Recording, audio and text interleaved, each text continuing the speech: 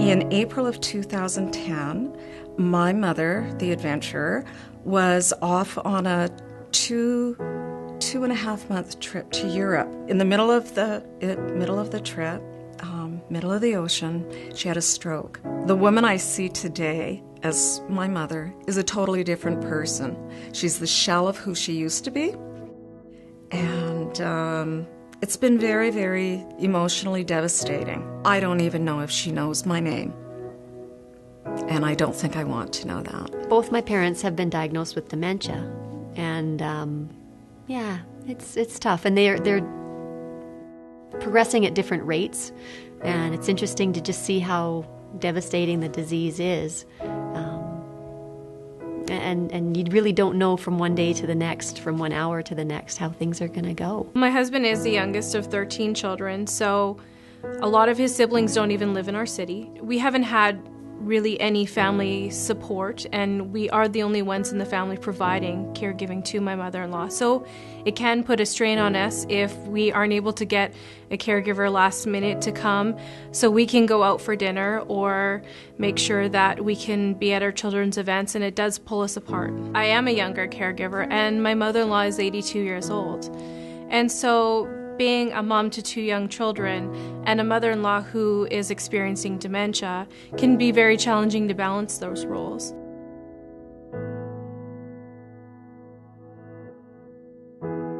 Basically, any of my free time that I wasn't teaching, I was, with Mom. And as the disease has progressed and she's aged and started to go downhill, and the services that she's receiving have increased, I've tried to back away a little bit because it's just been too much. Often I tried to hide how I really felt. I'd be maybe I felt like I was screaming on the inside, but being all calm and put together on the outside.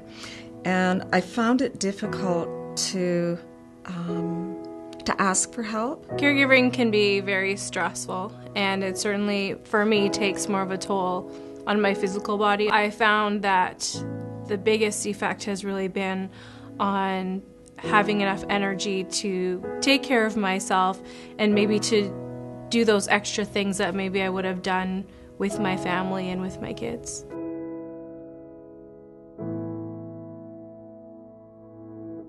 My dad sleeps probably 23 hours out of a day.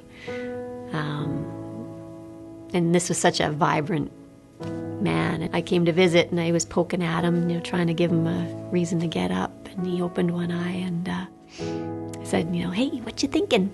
And he looked at me and he says, you know what? I don't think anymore. You go through the anger, the denial. Yeah. It's just, everybody's different, but it's almost like you lose them a little bit at a time.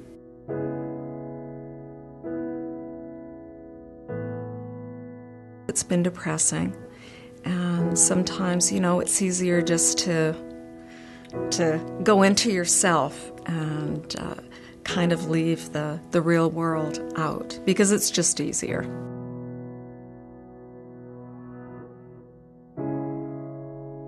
About 3 years ago, we moved them out of their home. They were needing more care. Mom needed more help, and we were using different services to come in for respite.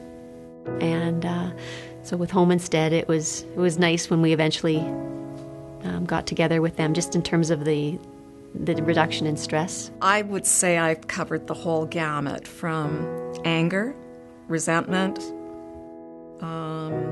sadness, depression, mourning, to more lately a sense of contentment and a happiness in seeing that my mom's being well looked after and that she's safe, and I believe she's happy.